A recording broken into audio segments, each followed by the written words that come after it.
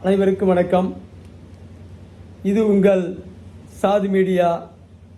நான் உங்கள் சந்தோஷம். இன்றைக்கு நமது தொகுதியின் நிலவரத்தை பற்றி பேசுகிறோம். வாக்காளர்களுடைய எண்ணிக்கை, சாதிகளின் பலம், வேட்பாளர்கள் எல்லாம் நீங்கள் அறிந்ததுதான். ஆகவே நாம் நேரடியாக மக்கள் பிரச்சனைக்கும் தொகுதி பிரச்சனை பற்றியும் பேசப்போகிறோம். மத்திய அரசு, மாநில அரசு திட்டங்கள், சமீபத்தில் திமுக, அதிமுக இரண்டும் தேர்தல் அறிக்கை வெளியிட்டுள்ளது. அதில் திமுக சொல்லியிருக்கிறது 100 நாள் வேலை திட்டத்தை 150 நாட்களாக உயர்த்த வேண்டும், ஊதியம் 400 ரூபாயாக உயர்த்த வேண்டும் கேட்டிருக்காங்க. அதே மாதிரி எடப்பாடி அவர்களும் 100 நாள் வேலை திட்டத்தை 150 நாட்களாக உயர்த்த வேண்டும், ஊதியத்தை 450 உயர்த்த வேண்டும் என்றெல்லாம் கேட்டிருக்கிறார்கள். அதுபோலவே ஸ்டாலின் அரசு கடந்த சட்டமன்ற தேர்தலின் போதும் கல்லூரி மாணவர்களின் கல்வி கடனை ரத்து செய்வேன் என்று அறிவித்தார். 3 ஆண்டுகளில் எதையும் செய்யவில்லை. இப்போது திரும்பவும் கல்வி கடனை ரத்து செய்வேன் என்று ஆரம்பித்திருக்கிறார். மக்கள் நம்பிக்கொண்டுதான் இருக்கிறார்கள். 100 நாள் வேலை திட்டத்தை பொறுத்தவரை அது ஒரு மிகப்பெரிய ஊழல் திட்டம் என்பதை கடந்த 15 ஆண்டுகளாக நானும் சொல்லி வருகிறேன். 100 நாள் வேலை திட்டம் என்பது 85% ஊழல் என்றால் அது மிகையல்ல. மத்திய அரசு ஆண்டுக்கு 90,000 கோடி அளவிற்கு பணம் ஒதுக்குகிறது. அதில் 75,000 கோடி ஊழல் என்றால் அது மிகையல்ல. 15,000 கோடி மக்களுக்கு போய் சேர்ந்தாலே பெரிய விஷயம். ஒரு வட்டார வளர்ச்சி அலுவலர் ஒரு ஊராட்சியில் ஒரு வாரத்திற்கு 100 நாள் வேலை திட்டத்தில் 10,000 ரூபாய் பெறுகிறார். மாதத்திற்கு 40,000 ரூபாய். இப்போ நான் வேலை பார்த்த ஒரு ஊராட்சி ஒன்றியத்தை எடுத்துக்கொண்டாலே அதில் 54 ஊராட்சி, மாதம் ஒன்றுக்கு 21,60,000 ரூபாய் ஒரு வட்டார வளர்ச்சி அலுவலர் பெறுகிறார்.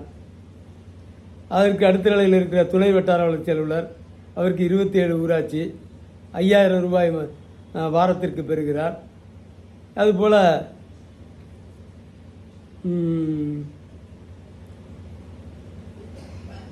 அதுபோலவே மேற்பார்வை பொறியாளராக இருக்கின்ற பாலிடெக்னிக் முடித்தவர், டிப்ளமோ முடித்தவர், அவர் வாரத்திற்கு 10,000 ரூபாய் 10 ஊராட்சிக்கு பெறுகிறார். கிட்டத்தட்ட மாதத்திற்கு 4 லட்சம் ரூபாய் இந்த 100 நாள் வேலை திட்டத்தில் மட்டும். இப்படி முழு மோசடியாக ஊழல் கீழ்மட்டத்திலிருந்து மேல் மட்டம் வரை பங்கு பிரிக்கப்பட்டுள்ளது. ஆகவே பெரும் ஊழல் திட்டமான 100 நாள் வேலை திட்டத்தை இந்த திமுகவும் அதிமுகவும் 400 ரூபாய் ஊதியம் வழங்க வேண்டும், 450 வழங்க வேண்டும், 150 நாள் வழங்க வேண்டும் என்றெல்லாம் பேசுவது ஒரு பிதற்றல் அல்லது முழு மோசடி என்றே சொல்ல வேண்டும். ஊழல் நடப்பது இந்த 2 பேருக்குமே நன்றாக தெரியும். ஒரு குடும்பத்திற்கு 26,000 ரூபாய் ஆண்டுக்கு ஒதுக்கப்படுகிறது. ஆனால் அதில் 6,000 ரூபாய் மக்களுக்கு போய் சேர்ந்தாலே பெரிய விஷயம். மீதமுள்ள தொகை கீழ்மட்டத்திலிருந்து டெல்லி பட்டணம் வரை பங்கிட்டுக் கொள்கிறார்கள். இப்படிப்பட்ட சூழ்நிலையில் அது மேலும் 150 நாட்களாக ஆக்குவது என்பது, ஆக்க வேண்டும் என்று சொல்வது ஊழலை பெருக்குவதற்கான ஒரு வழிவகையாகும். மத்திய அரசு 2 ஏக்கர் நிலம் உள்ள விவசாயிகளுக்கு மாதம் 2,000 ரூபாய் வழங்குகிறது. வருடத்திற்கு 3 தடவையாக 2,000 ரூபாய் வீதம் 6,000 ரூபாய் வழங்குகிறது. ஆனால் மக்களுக்கு மட்டும் என்னவோ மம்பட்டியோடு போய் நிற்க வேண்டும் என்று சொல்கிறது 100 நாள் வேலை திட்டத்தில். ஏன் அவர்களுக்கு ஒரு மாதம் 2,000 ரூபாயை வழங்கினால் கூட குடும்பத்திற்கு 26,000 ரூபாய் என்பது 24,000 ரூபாயில் முடிந்துவிடும், மக்களுக்கு போய் சேரும். ஆனால் அப்படி அரசு தயாராக இல்லை. உலகத்திலேயே இன்றைய காலகட்டத்தில் மம்பட்டியை பிடித்து வேலை செய்ய வேண்டும் என்று வற்புறுத்துகிற ஒரு அரசு என்றால் அது இந்திய அரசு மட்டுமாக தான் இருக்கும். உலகம் முன்னேறி கொண்டு செல்கிறது, டிஜிட்டல் இந்தியா. ஆனால் 100 நாள் வேலை திட்டம் என்பது கற்காலத்தை நோக்கி இழுத்து செல்லப்படுகிறது என்று குற்றம் சாட்டுகிறேன்.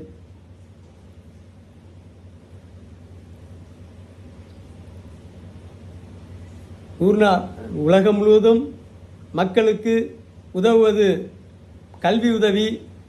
குழந்தைகள் பிறந்து விட்டாலே ஐரோப்பிய நாடுகளில் அந்த குழந்தைகளை வளர்ப்பதற்கான செலவுகளை அரசே ஏற்றுக்கொள்கிறது. அப்படிப்பட்ட வளர்ந்த நாடுகளிலேயே இருக்கின்ற போது ஒரு ஏழை நாடான இந்தியா 100 நாள் வேலை திட்டத்திற்கு பதிலாக மக்களுக்கு நேரடியாக குடும்ப உரிமை தொகையாக இந்த தொகையை வழங்கலாம். அதை விட்டுவிட்டு 1 மணி நேரத்தில் ஒரு மெஷின் செய்கிற வேலையை 2000 பேர் சேர்ந்து ஒரு நாள் முழுவதும் செய்தாலும் முடிக்க முடியாது என்கிற சூழலில் இதை செய்ய வேண்டும் என்று வற்புறுத்துவது. இதற்காக வயதான பெண்கள் தான் பெரும்பாலும் இதில் கலந்து கொள்கிறவர்கள் எல்லாம் 60 வயதை கடந்த பெண்கள் என்கிற விவரத்தை கூட சமீபத்தில் பிபிசி தமிழ் செய்தி வழங்கியிருக்கிறது. ஆக இது முழு ஊழலுக்கான வாய்ப்பையே இந்த 100 நாள் வேலை திட்டம் ஏற்படுத்துகிறது. ஆகவே 12 மாதம் 2000 ரூபாய் வழங்காவிட்டாலும் கூட வறுமைகள் இருந்த ஒரு 6 மாதத்தை தேர்ந்தெடுத்து வழங்கினால் கூட ஒரு 12,000 ரூபாய் ஆண்டுக்கு மத்திய அரசு அது மக்களுக்கு போய் சேரும். ஆனால் அரசுகளோ திட்டங்கள் போடுவதே ஊழலுக்காக தான், சுரண்டுவதற்காக தான் திட்டம் என்கிற நிலையில் இருக்கிறது. இது மக்களுக்கு போய் சேருவதால் நமக்கு என்ன லாபம் என்று நினைக்கிறார்களோ என்னவோ. ஏற்கனவே ஊராட்சி தலைவர் பதவிக்கு 20 லட்சத்திலிருந்து 1 கோடி ரூபாய் வரை செலவிட்டு தலைவர் பதவியை பிடிக்கிறார்கள். எல்லாம் இந்த 100 நாள் வேலை திட்டமும் பிரதமர் வீடு கட்டும் திட்டமும் தான் காரணம். இவர்கள் அதை 450 ரூபாயாகவும் 150 நாட்களாகவும் உயர்த்தினால் ஊராட்சி தலைவர் பதவிக்கு 1 கோடியிலிருந்து 3 கோடி ரூபாய் வரை செலவு செய்யும் சூழல் ஏற்படும். அந்த அளவிற்கு வருவாய் உள்ள தொழிலாக மாறிவிடும். அதிகாரிகள் வேட்டைக்காடாக்கி விடுவார்கள். ஏற்கனவே நான் சொல்லியிருக்கிறேன், 2 வட்டார வளர்ச்சி அலுவலர்களை பிடித்து அவர்களிடம் இருக்கிற சொத்துக்களை பறிமுதல் செய்தாலே 3 சந்திராயிரம் விட முடியும் என்று சொல்லியிருக்கிறேன். அந்த அளவிற்கு பொருளீட்டி இருக்கிறார்கள் இந்த வட்டார வளர்ச்சி அலுவலர்கள். ஒவ்வொருவரும் தங்கள் பதவி காலத்தில் சுமார் 1000 கோடிக்கு மேல் பொருளீட்டிருக்கிறார்கள். இப்படிப்பட்ட சூழ்நிலையில் திமுகவும் அதிமுகவும் 100 நாள் வேலை திட்டத்தை 150 நாட்களாக ஆக்க வேண்டும். கற்கால திட்டத்தை மேலும் கற்காலத்திற்கு கொண்டு செல்ல வேண்டும் என்று நினைக்கிறார்கள்.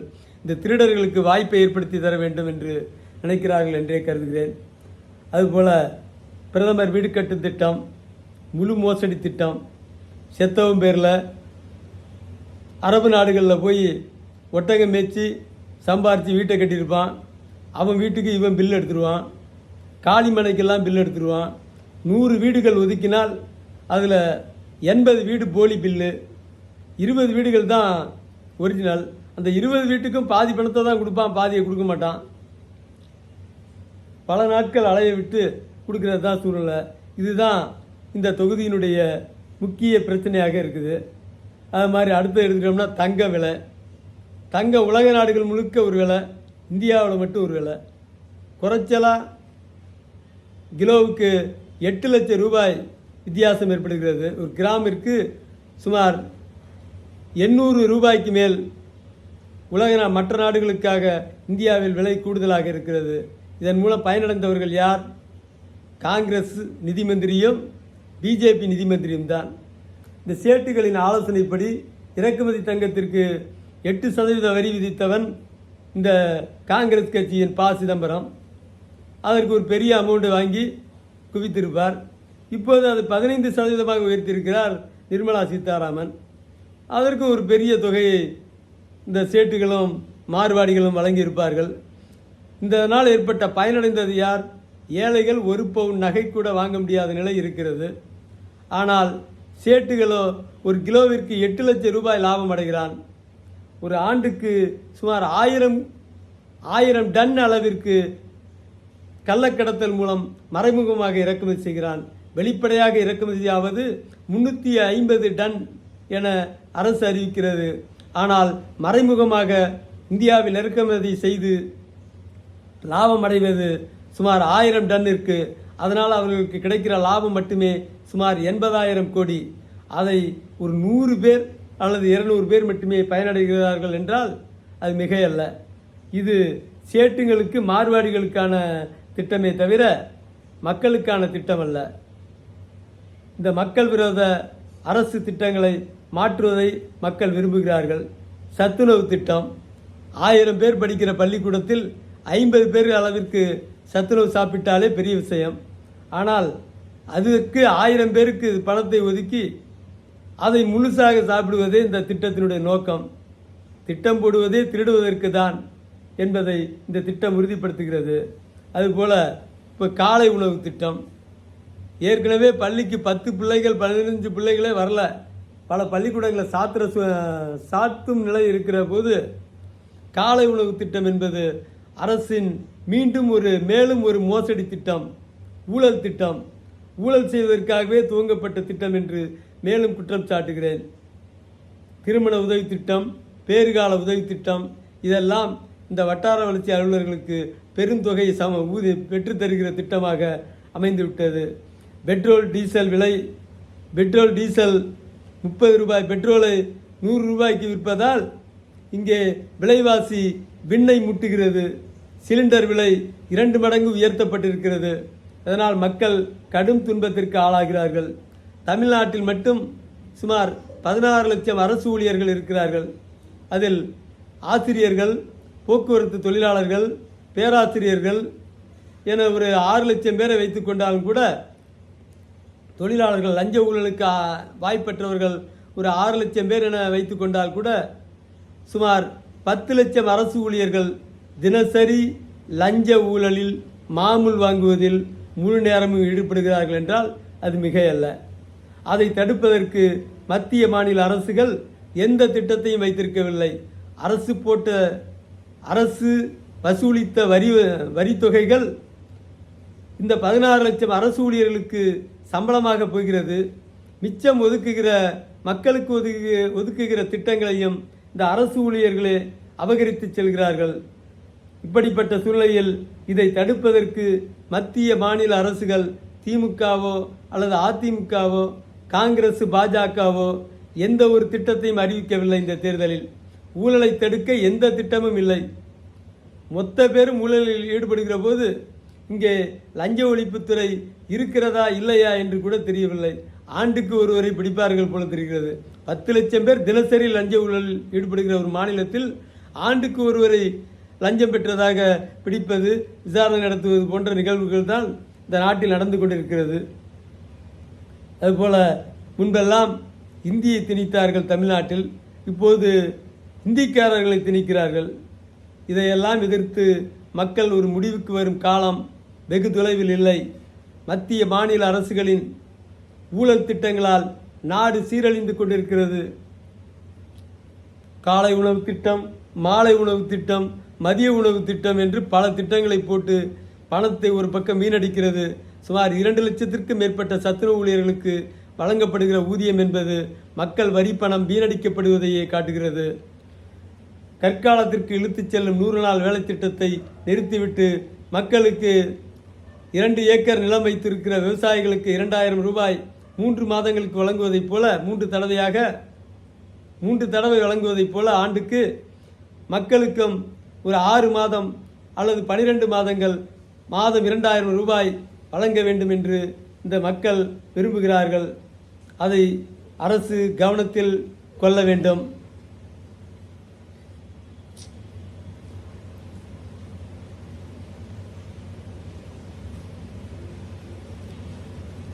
இதை மக்கள் கவனத்தில் கொண்டு வாக்களிக்க வேண்டிய சூழ்நிலையில் இருக்கிறார்கள்.